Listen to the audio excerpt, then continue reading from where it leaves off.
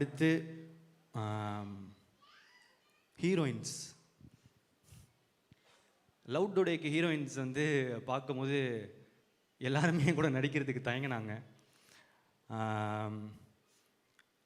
போய் ஃபஸ்ட்டு கோமாளி டைரக்டர் அப்படின்னு சொல்லுங்கள் சார் அப்படின்னுவாங்க.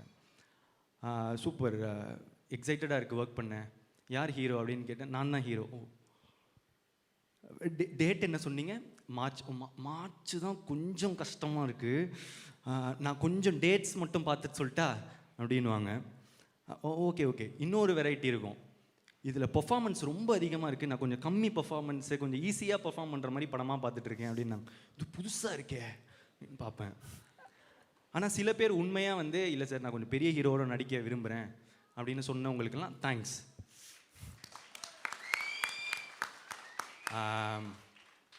அப்படி இருந்த எனக்கு இந்த படத்தில் அனுப்பமா தான் ஹீரோயின்னு வந்து டைரக்டர் சொல்கிறாரு.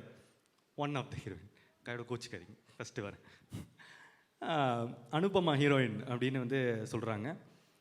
நம்ம வந்து பிரேமம் ரிலீஸ் ஆகும்போது காலேஜ் நினச்சி பார்த்துருப்போமா அனுப்பமாவே நமக்கு ஹீரோயின்னு.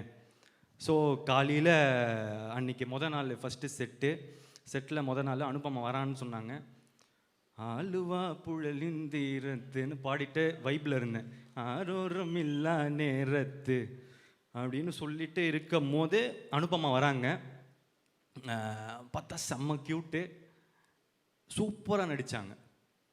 நான் வந்து அப்படி பர்ஃபார்மன்ஸ் அந்த மாதிரிலாம் நான் எக்ஸ்பெக்ட் பண்ணல. ஸோ தேங்க்யூ அனுப்பமா என்னோட நடித்ததுக்கு.